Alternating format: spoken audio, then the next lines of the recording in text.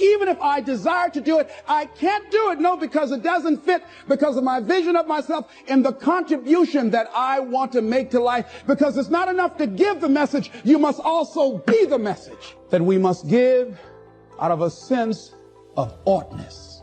Immanuel Kant, in a book called Critique of Pure Reasoning, he says sometimes we must give out of a sense of oughtness, that the certain things that happen, that we just say something ought to be done about this. Now, the reason that most people don't give is because they operate out of a consciousness of scarcity. They don't believe that there's enough to go around. They can't see themselves having the capacity to give. They don't believe that they have anything to offer. They don't see themselves as an opening for the universe to work through. So if you begin to look at this new era that we're in, begin to see yourself as an opening for the universe to move through, to work through, to make a difference in life. See yourself being used by life to improve the quality of life, to expand and to grow.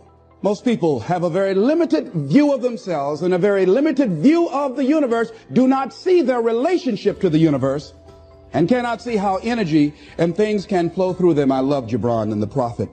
Then said a rich man, speak to us of giving. And he answered, you give but little when you give of your possessions, but it's when you give of yourself that you truly give. Gibran goes on to say that those who give little of the much which they have, and they give it for recognition, and their hidden desire makes their gifts unwholesome. And we know people who give only to be recognized. I love that old saying, judge a man not by what he does, but by that he doesn't have to do. And to judge the true quality of a man is what do you do when nobody's looking. Gibran goes on to say something else important. He says, and there are those who have little and give it all. These are the believers in life and the bounty of life. See, most people don't give, ladies and gentlemen, because they don't believe in life. Most people don't give because they don't understand the abundance in life.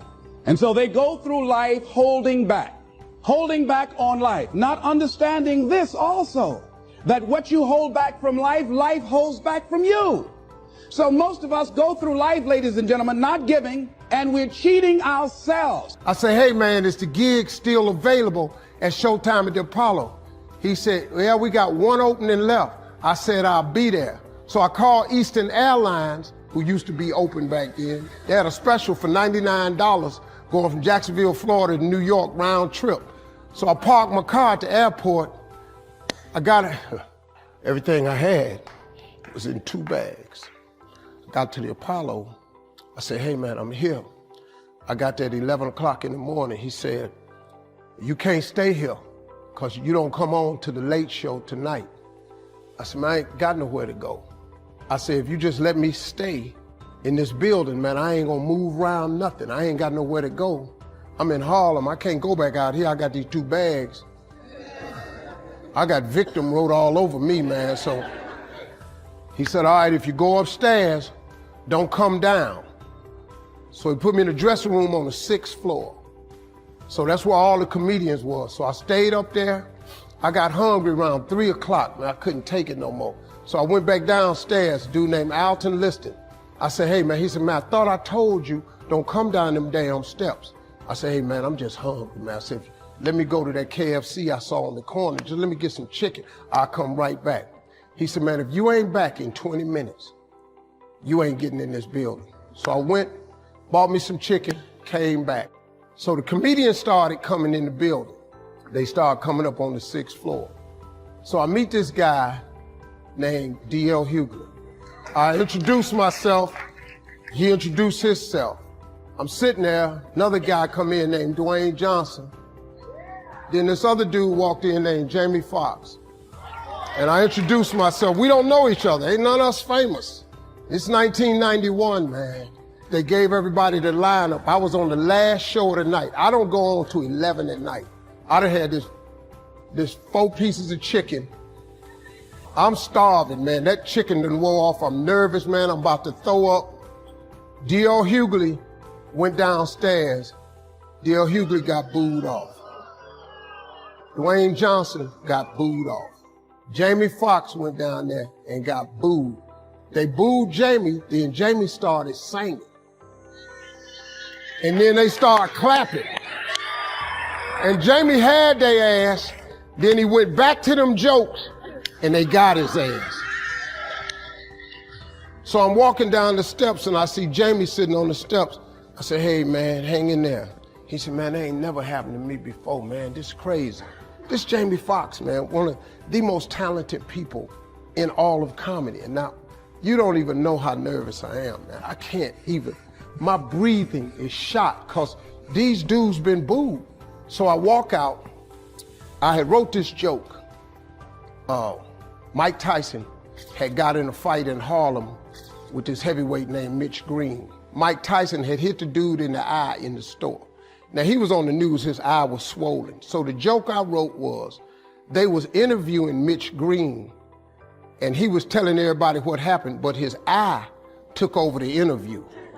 And I wrote this joke that his eye started talking and was just, I tell you what happened. The heavyweight champ's fist is coming towards my face. I just say, Lord, Lord, Lord. And I wrote this whole joke about this dude's eyeball talking. And when the punch came, and all this here, the Apollo, man, they went crazy. They lost their mind. I got a standing ovation, man. I walked off stage, man, just started crying. I couldn't believe it. They paid me. I made $750 for being on TV for one night. I'd never made $750 telling jokes in one night. And so that was my first television appearance. A couple weeks later, Sinbad was the host of the show. He got this job on Different World. And so he quit. And so Mark Curry became the host. And then Mark Curry got hanging with Mr. Cooper and he quit. And they came to me and said, would you come back to New York and host amateur night for us to just try you out? Oh, ain't no problem. And so I went to New York, I hosted amateur night and I was killing. But every time we went to commercial break, I was supposed to let the warm-up act take over like Ruben does. But I knew not to let the warm-up act do that because he would change the attitude of the crowd because the Apollo was a wild place. So I stayed out there. I did the warm-up and the hosting. And I created a bond with that audience. And that's how I got on TV. It was my very first TV show. I hosted Showtime at the Apollo. I ended up being the longest running host in the history of Showtime. I did that show for 8 years. All life form strives to the max of its potential except human beings. All life form strives to the max of its potential except human beings. How tall will a tree grow? As tall as it possibly can. You never heard of a tree growing half as high as it could. No, trees don't grow half. A tree drives its roots as deep as it can, reaches as high as it can, produces every leaf it can, every fruit it possibly can. To the max. Every life form strives to the max, except human beings. Now, why not human beings? You've been given the dignity of choice. You're not a robot. You don't have to repeat this year the same as last year. You can tear up last year's plan, develop a new plan. So, the dignity of being a human being.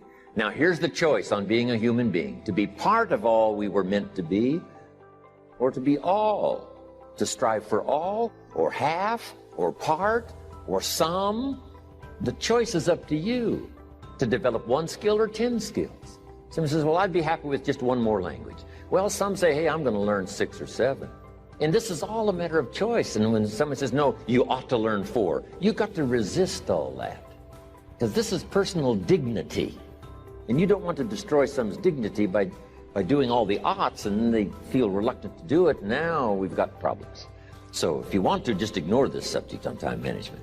Now here's the next one. Step down to something easier. The guy's in sales and he says, oh, I want to own the company. Finally owns the company. Now he's got no time to play golf. He said, when I was in sales, I was making big money playing golf 3 days a week. Heck with this owning something. Heck with managing. My life was never my own after I started to manage. I'm going back to sales. See, this is the key. If you're getting too pressed, you might consider stepping down to something with a little easier time pressure.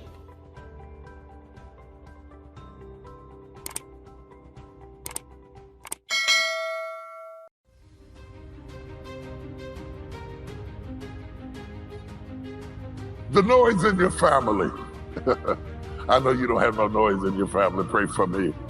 But sometimes my family get noisy. You know, you always got something going on. You got the noise in your family. You got the noise in your finances. You got the noise on your job. I don't care what you do. There's always somebody that you work with that don't like you. You got the noise of your job, the pressure of deadlines, the dates to meet, the this to do, the that to do, the bills to be paid, the taxes to come. Have you had your teeth cleaned? When was the last time you've been to the podiatrist? You haven't had anybody do anything with your scalp or your skin or your this, and you're standing in the middle of so much noise. You live in it, you drive in it, you walk in it, you get in your car and you get in the traffic, they're honking and blowing and pushing and shoving. You turn on your phone and there's somebody you don't even know on Instagram laying you out about something you don't even understand about, and you have to live in the noise. It isn't just the decibel of the noise itself, how loud, how boisterous it is. It also goes far beyond that. It is the constant living under the threat that takes away our peace. Peace has become valuable. When I was young, I wanted joy. We danced all night long. They put us in the car. We were still dancing and shouting up on y'all don't know nothing about that, but in the old Holy Ghost sanctified church, we go to and we shout, and then we just had joy. But as I got older, I appreciate joy, but Lord, can I have a little peace? Oh, if you give me a little peace, I don't have to dance all night. Now I just want to be able to sleep all night. Oh, y'all not gonna talk to me.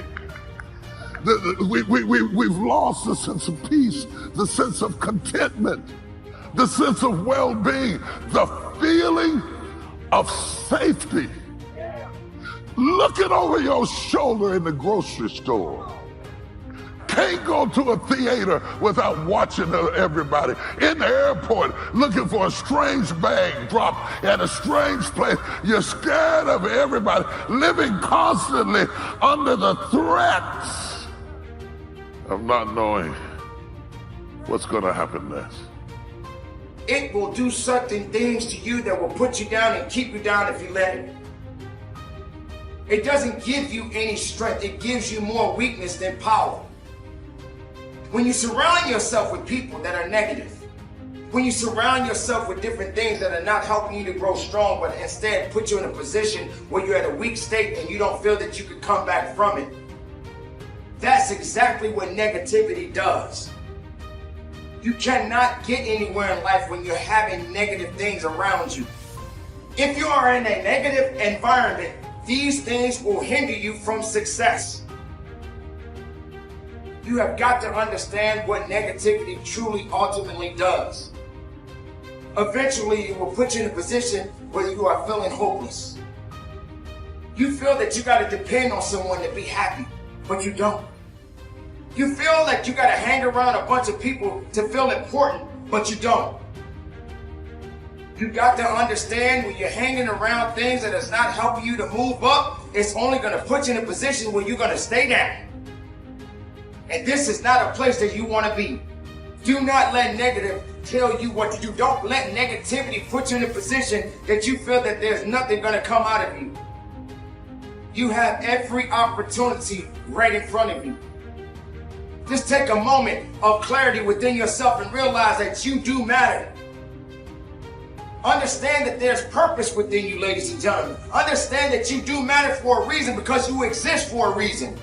Now, if you let negative or negativity control you, control your thoughts, control your actions, then what's left? You got to get past this thing about wondering who, what, when, and where, and how you're going to go to the next level. The only way you're going to move up is you got to move up with the right mindset and understanding that you have all the power and uniqueness within you to get to the level you want to be in your life. But you can't allow things that are holding you back to take control of your life. You can get discouraged a lot of ways, but the one surefire way to avoid discouragement. First of all, let's understand something. We're all participating in this thing called life. All of us. Life has ebb and flows, mountaintops, it's got valleys, it's got thunderstorms in it, earthquakes. This life, you stop expecting it to go smooth, because it ain't finna go smooth. The road to success is always under construction. This life ain't set up to be smooth. You combat negativity and you combat discouragement with gratitude. It's the one way to combat discouragement is with gratitude. What messes you up is you focus on the thing that's not happening, and that causes you to get discouraged. So whenever you get discouraged, you have to change your focus from what's not happening to what has happened, and it straightens you out immediately. Because what causes the downslide is if you get wrapped up into what ain't happening, it get ugly, man, and it just snowballs. But you have to focus on gratitude. People understand how serious gratitude is. You know, it's a serious principle of success. It's hard to be miserable and grateful at the same time. I learned this at my mother's funeral, man, which was like the roughest. That week of my life was like chaotic, man. I thought I was gonna die. My mama passed. I was 40. I didn't do good, man. I thought I was crumbling. I really, man, I didn't know what that was, man. The most important person to me was gone. I was crushed. I thought I was gonna die. And at the funeral, my mother was a Sunday school teacher for 40 years. And I'm devastated. My mother's in a casket. That's just not the picture I ever wanted to see, right? And I was struggling with her being up there. And the preacher stood up and he said, I know y'all hurting. I got 2 brothers and 2 sisters. He said, but I want y'all to look around at this church. My mama had been a Sunday school teacher for 40 years. Church was packed. It was packed. He said, the overflow room is full. He said, we've put up projector screens in the parking lot. We don't do that on Easter. We just set up projector screens in the parking lot because so many people then came to see your mother off. Said, because your mother meant something to everybody. My mama's funeral was filled with the hood, the gangsters, pimps, the hustlers, the dope boys, the police, the politicians, church people. He started talking about, he said, look how full this church is. Look at the lives she touched. Look what she meant to so many people. We got people in this church we ain't seen in years. He said, look at this. And I want you to think of all the incredible things your mother has ever done. And then he started listing the things she had done around the church and what people had said about her. And we started smiling. And this was the first time I had smiled in a week. That week was ugly for me. And he said, now listen to this. You see the smiles on your face? He said, joy and depression cannot reside in the same space. So when you get down and you start thinking about how dark it is, I want you to remember everything your mother taught you that was good. And that replaced all the negative thoughts I was having. Because joy and depression cannot reside in the same space. Well, now you got to take that concept and apply it to your life. If joy and depression cannot reside in the same place, when you get depressed and you get discouraged, you got to replace it with joy. And what more joyous than gratitude? What has God done for you? Didn't you wake up today? Ain't you still breathing? Don't you have some measure of health? Ain't you working? You may not have the car you want, but don't you have a car? Ain't you eating groceries today? You ain't homeless. Now, when you start tripping and you get depressed, you got to go into yourself and come up with some gratitude. Once you get grateful, went downstairs and started doing my meditation. I pull out a list of everything I'm grateful for. By the time I got to the 13th thing, I thank God for 75 things every morning. By the time I got to 13, I was fine. Because guess what? I'm alive, I'm breathing, I'm healthy. I'm finna go do a job. I tell jokes. They finna pay me.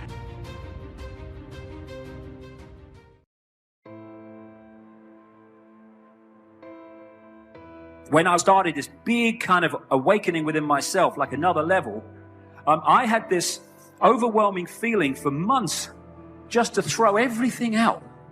I only live in a little flat because I want to and I like it and it just suits me, but it was still full of rubbish. You don't believe the number of things you kind of accumulate. And what I was going through was an inner clearing of everything out. What really matters to me? What is relevant? And so much isn't. Doesn't matter. We hold things on within ourselves that don't matter and we get stressed about them. I was going to the bloody recycling tip day after day after day. They're saying it's you again. Yeah, more stuff, more stuff. After that I stopped because I had nothing else to throw out. I went through a process and, I'm quite a clean fella, but I'm not obsessed with it. But I wanted to clean everything. Cleaning everything constantly. And what I realized that I was doing is I was externalizing what was happening within me. And it was such a wonderful experience to clear out external expression of it, but the inner clutter, to start to realize what really matters. So much that winds us up and diverts us and pulls us into mind and stress doesn't matter. I have this thing. I say to people, if you were on your deathbed and had 10 minutes to live, would what's stressing you now matter? Well, no. Well, the great trick is bring that here into the now and don't let it matter now. Oh, well, what she said about me, it was disgusting. Doesn't matter. She'll say something else tomorrow. What does it matter? All it matters is we are consciousness having an experience. And we know that we're consciousness having an experience. And taking responsibility is taking power back. Actually, we are expressing an energetic, vibrational version of us all the time. It's called vibes. And if we could get into a real deep level of it, we'd realize what I call this magnetic attraction is actually creating our reality all the time. The manipulators know that. If they can bring you into certain states of being, certain states of stress, certain states of fear, they know that by doing that, you are going to generate the vibrational frequency of those emotional states, and you are going to draw other sinking energies, other stressful, fearful emotional states towards you. And therefore, they're actually creating your reality by manipulating your state of being. They know how this works. And if we take responsibility, as Carl Jung said, people will do anything, no matter how absurd, in order to avoid facing their own soul. But if we say, I am responsible for what I am creating, what is it about me that's pulling this in? You take responsibility, and what you're saying is, I have the power to control my reality. I've just got to take responsibility for what's happening and then realize why it's happening. And with that realization, the vibrational frequency I'm broadcasting changes, and we stop pulling that kind of thing into our lives anymore. We changed our reality. And then comes a point when it's time for another stage to arise, where the dream of form is no longer, consciousness is beginning to awaken from complete identification with form. And that is happening to many humans. And this is why human beings are drawn to spiritual teachings, with the awakening from the dream of form. Who am I? What does it mean, I? What is identity? What does it mean when I say I? What does it feel like? What is I? What am I? Now, most people, yet if you ask them, who are you? They will define the word I in terms of form. They will say, well, obviously this body, that's I, that comes maybe first, and then there comes the mind with its accumulations, its accumulated, its habitual thought movements, its memories. There come the emotions that go with the thought movements, the psychological form of I.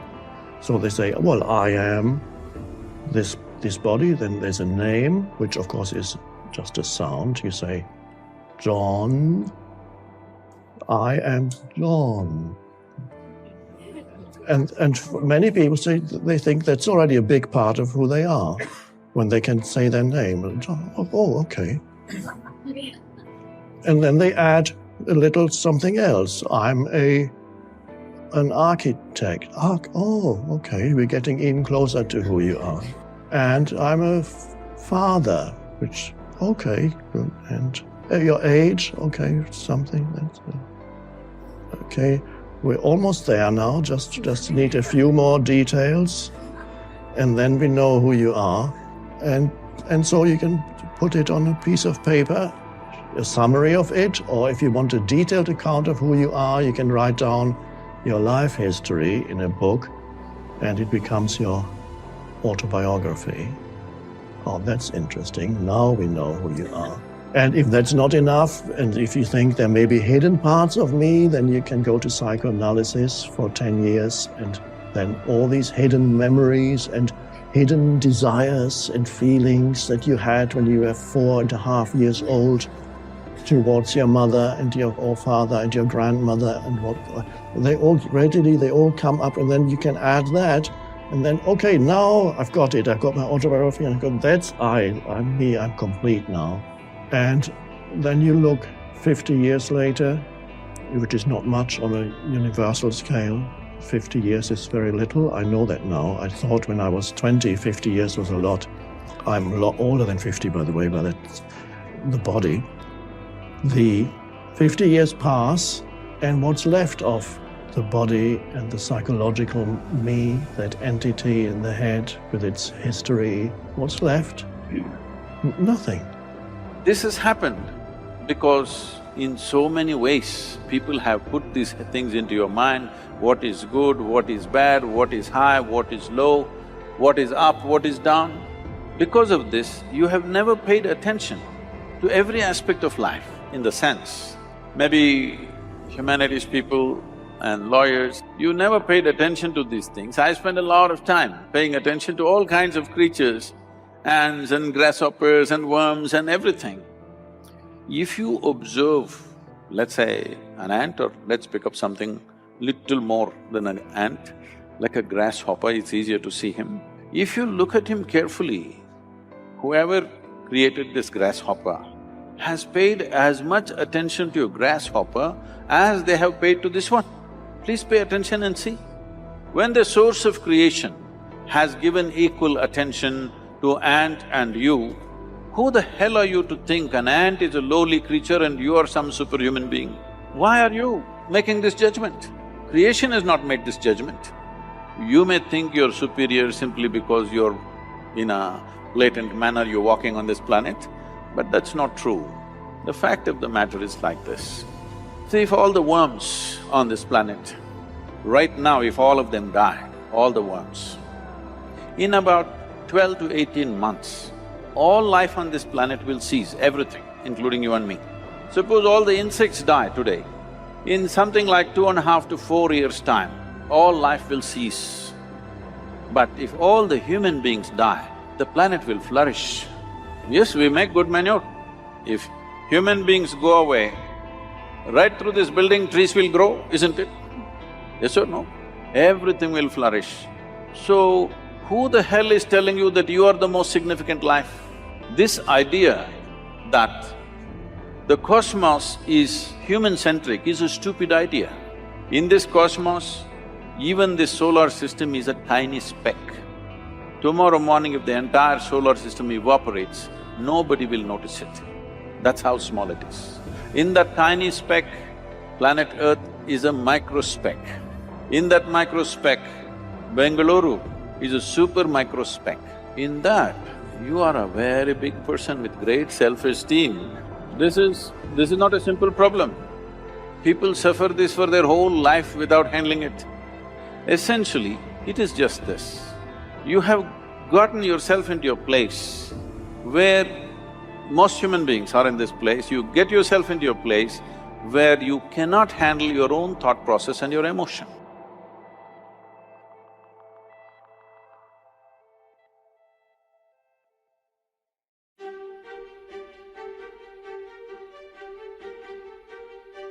What most people fail to realize is that pain is inevitable and it is unavoidable. Now, if you're the type of person that feel that you got to be the best at everything, We must unweave every strand of the cable of habit slowly and methodically. There's 4 more fingers pointed right back at you. On every second of your life because it's yours. No one else is going to give you anything you did not earn or deserve. Life is hard. It's hard, guys, I know it is, but guess what? If you want to live an amazing life, you got to do amazing things. You got to do those things that nobody else wants to do so you can live that life that nobody else can. Get up and just do it. You got to dig. You got to dig deep. You got to own it. There is no path in life without pain. Whatever it is that you're going after, whoever it is that you've been destined to become, you cannot have it. You will not become it without pain. You will face challenges and difficulties and giants, regardless if you are single, if you are married, if you are a stay-at-home mom, a stay-at-home father, if you are an entrepreneur, if you're working a 9-to-5, if you're an educator, if you are an athlete, if you are a musician, a singer, a producer, it doesn't matter who you are, what you are doing, pain is inevitable. If I'm going to hurt like this, if I'm going to bleed like this, if I'm going to cry like this, let me cry because I'm in the best shape of my life. That's a great mindset to have. But guess what, ladies and gentlemen? Wake up. You can't be the best at everything. And if you're running because you're failing, then you've already failed the test. Because you're not man enough and you're not woman enough to realize that maybe, just maybe, I need to fail. So that the next time I'm faced with a challenge, I know exactly what I need to do. But then there's another one that's coming. There's another challenge waiting on me. And then there's another challenge waiting on me. And then there's another challenge waiting on me. That doesn't mean that you got to give up. That doesn't mean you got to quit. You learn from it. You build on it. And then you understand what it means to fail. Learning the things that I've learned in my life, it taught me something. I don't know what it is for you, but you got to own it. Through all the ups, all the downs, remember that you are not perfect, so get over yourself. One thing I know is that you are perfectly imperfect, just like me. What do you do to better yourself? Are you owning it? Are you taking responsibility, or are you blaming somebody else for the wrongs against you? It's not your fault, but it's your responsibility to fix it. It's your life. Nobody else can do it for you. So get up and go do those things that you don't want to do when you don't want to do them anyway. Let me cry because I'm conditioned to weather the uphill war. Let me cry because I'm building my relationship. I'm building my business. I'm building my legacy. Let me cry because it hurt, but there is a reward on the other end of my pain. Let me cry tears because I passed the test, because I gave it everything I had. Choose your heart. Everything in life comes with hardship. Make a decision. At some juncture, you will encounter pain. And the moment that you get acquainted with pain, you get acquainted with hardship, you realize that no matter what you do, no matter how much you study, no matter how much you plan, you will not be able to avoid a measure of pain. I fail right now. I'm failing every day. Every day I fail at something. Maybe this is the time for me to recognize that I got work to do. Maybe this is the time that I need to recognize that I'm not so good at everything. Failing is what's going to build you up. Failure is what's going to teach you the lessons in life. It's okay. Don't try to keep up with everybody else. Don't try to be like everybody else. Recognize that you, my friend, are unique and you are beautiful. But most importantly, you are an idea and you are a purpose and you matter in this world. But you're going to have to fail. The failure is good. The quitting isn't. You got to have the grit and the tenacity not to quit. The grit to never quit. But the idea of learning that failure is a part of living. If you want it, if you believe in it, then go get it. So get up and get set. Set yourself apart from being average, because you are not average. You are great. It's greatness, that's what it is. It's time for you to get the break that you deserve today and fight this good fight, because you're going to be a fighter every single day for the rest of your life. It's your life. It's your life, so guess what, guys? If you do the hard things in life, life gets easy. But if you do the easy things in life, life is going to be hard. The choice is yours. Until the cable that once held us in bondage becomes nothing more than scattered strands of wire. It takes the consistent application of a new discipline, a more desirable one, to overcome one which is less desirable. It takes discipline to plan.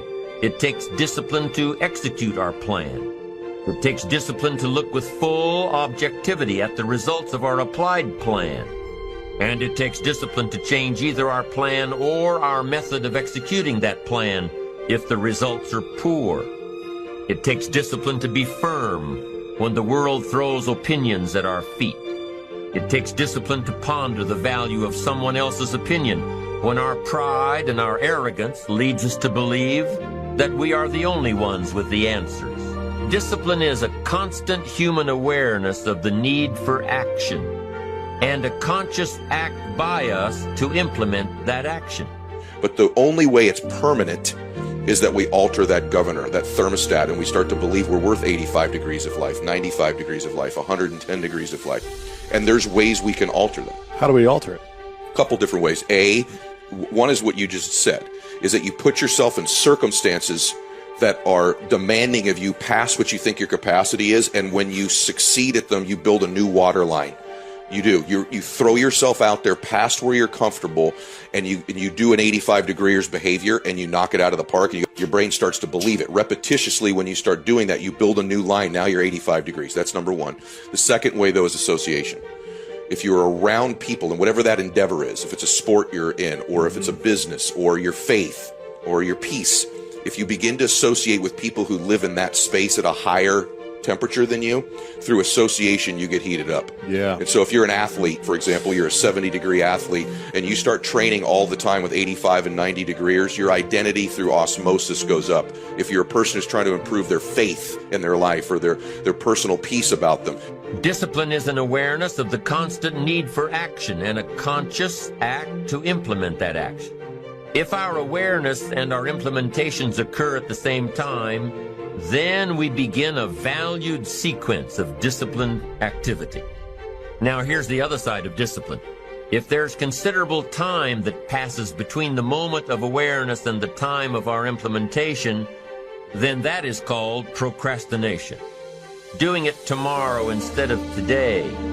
Procrastination, an almost exact opposite of discipline. The voice within us says, get it done. Discipline then says, do it now. Do it to the best of your ability, today, tomorrow, and always, until finally the worthy deed becomes instinctive. Procrastination says later, tomorrow, whenever I get a chance. Procrastination also says, do what is necessary to get by or to impress others. You all know this. You've seen it. When you start to hang around people that are a little bit more peaceful than you or meditate a little bit more, through that association, over time, the thermostat changes in that area. And so it's both behaving in a certain way and then your associations usually change. I believe that. Rule number 2, don't sell your will to win. Most people's will to win is for sale. Sometimes you've got to take a break from just about everything disappear, come back, and shock the world. I'm talking to that athlete. I'm talking to that administrator. I'm talking to that nurse, that doctor. I'm talking to that student. I'm talking to that communicator. I'm talking to that pioneer, the inventor. I'm talking to that entrepreneur. I'm talking to that preacher. I'm talking to that person who refuses to stay.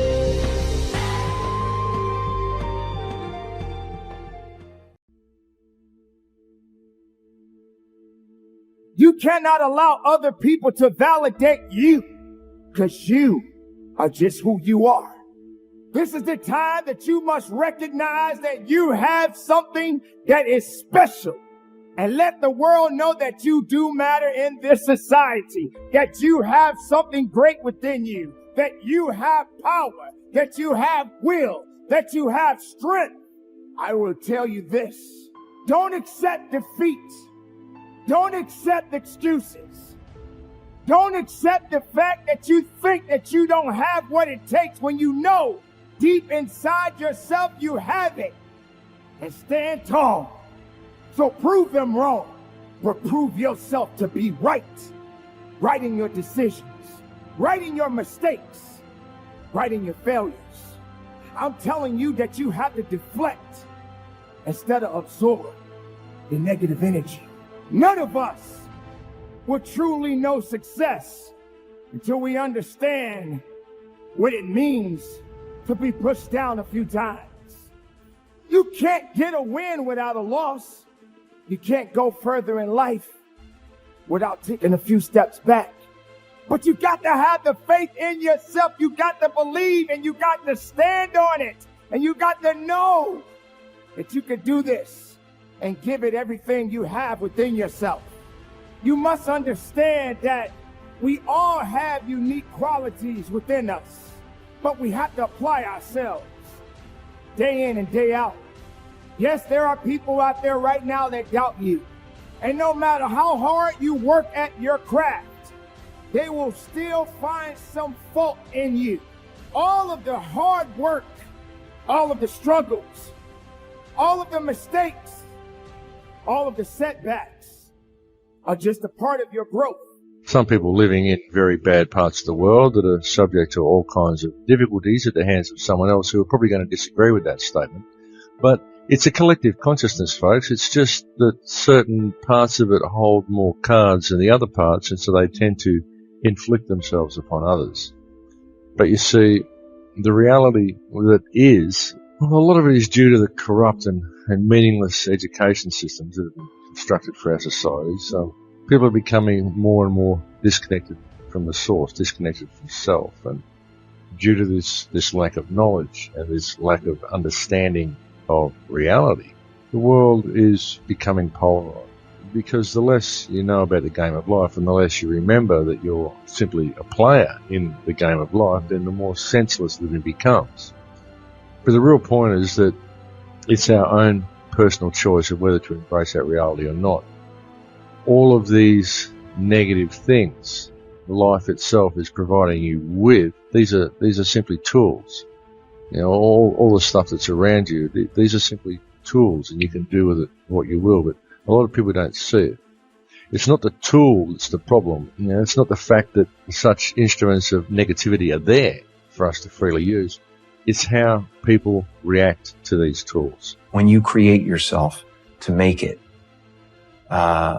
you're going to have to either let that creation go and take a chance on being loved or hated for who you really are, or you're going to have to kill who you really are and fall into your grave grasping onto a character that you never were.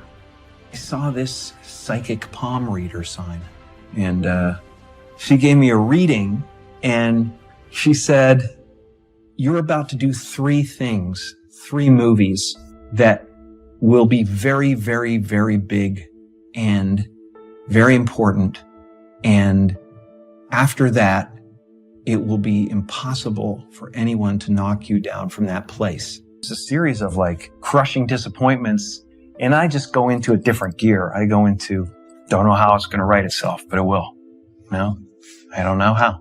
The guy who had the substitute teacher in grade 2 who said that, whenever I want something, I pray to the Virgin Mary and I ask her for it and I promise something in return and I get whatever I want. So didn't you write yourself a check? I heard that you did. Is that true? I wrote myself a check for $10 million for acting services rendered, and I gave myself 5 years. Some of you are just trying to get by. You got so many pressures on you. You want to make your family proud. You know what I'm saying? You want to get good grades. You want to make people proud. But then you also have friends and you want to be cool in their eyes and you want to kind of fit in there. And then some of you are in a really weird place. You feel like people don't understand you. You feel like you're having a hard time to connect with people. When you wake up in the morning, you feel like you're in the slumps and you feel tired and drained. Like, I get it. I've got a message for you, right? The people, those of you that's looking for acceptance from others, you're going to have to make up in your mind and say, you know what, whether you accept me or not, I'm amazing, I'm smart, I'm beautiful, I'm talented. Because if not, if you live for their acceptance, you'll die from their rejection. So you got to tell yourself, you know what, I know I'm amazing and I know I'm smart. And those of you that feel like you're in a really weird place, those of you that feel like nobody understands you, those of you that feels like, man, I'm just here, but I'm having a hard time connecting with people. You lost your zeal. You lost your passion. You know, you feel like, you know, what's the point of living? You feel like you could relate to what they were doing in the skit. Here's my advice to you. Don't keep it to yourself. The worst thing that you can do when you're in that dark place is to just let that thing push you off in the corner. I'm going to challenge you to come to the light and be bold and be brave enough and be vulnerable enough to say, hey, you know what? I need help. I can't do this by myself. And you know why I'm an advocate for that so much? It's because to this day, I'm in my 30s and I still got counselors I meet with. And I still have counselors and therapists that I sit down with. And I have a counselor of people that I can meet with and connect with. Crazy, right? Some people look at me and they see our nonprofit in South Africa. They see how we're feeding and clothing people. They see my family, my wife. They see all of that and they're like, oh, Jeremy, your life's just so awesome. And I'm like, you know what? Life is good, but that don't mean I don't have struggles. That don't mean I don't have doubts. That don't mean that I don't have some insecurities. That doesn't mean that, I don't sometimes question like, man, am I good enough? Sometimes I still hear that voice. Sometimes I go back to like being that little boy in the hallway that ever heard that teacher tell my mom that I wasn't high school material. Then I have to remind myself like, no. That's not true. I am that. I can do that. I can achieve that. Sometimes I have to remind myself, what am I telling you? Like life can be hard, life can be rough, but there's something special and there's something powerful about the human mind and about the human spirit and about the human will when you tell yourself, I won't give up, I won't surrender, I won't quit. I'm going to show up every single day and do the best that I can. I saw myself walking across the stage at 191 pounds. That's what I had to get to get into the door. I saw myself 6 months, a year later, whatever's going to take me to do it. I saw myself walking across that stage, getting that certificate of graduation from Buds. And I was able to be there. And that feeling that I was nowhere near that feeling, I was able to put myself there 1,000,000 times every day. And that feeling of like, my God, that is going to feel amazing. That's what made me suffer. That's what allowed the pain to be real and say, this is worth it. I want to feel for this next 18 months. It took me 18 months to finally become a Navy SEAL, to finally, just get through Buds. 18 months, it's 6 months. It took me 18. That's what woke me up every morning was, I'm going to put myself through this much pain and suffering for a few seconds. That's all it is. A few seconds of joy. It's so worth it, man. That's what people don't get. So I'm able to put myself at the finish line, even though I have no finish line, but at the finish line of an event before I even start them. They say, how are you going to feel at the end of this? Visualizing is my biggest tool of life. That's why I've been able to put myself in cold water, put myself in a 100-mile race millions of times before I've done it. And I'm able to go through the race and see how I'm going to feel at mile 50. Almost to the exact feeling. Right. So when it comes up, it's no surprise. It's no surprise. I've already done this 1,000,000 times. I recommended the last time I was here, the little book, Richest Man in Babylon, and I said, I've lectured now to over 3 million people. Guess how many have actually gone and got this little book? Answer, very few. My best guess is 10%. Such an easy thing to do. This little book, number one, is easy to find. Number two, it's easy to buy. The most you can pay for it, $6, $7, $8. You can borrow that from your kids. But if it's easy to find and easy to buy, and if it's easy to read, why wouldn't everybody go get it? We don't know. I don't know. Nobody knows. Here's how profound it is. Some do and some don't. Now here's the numbers. About 10% do.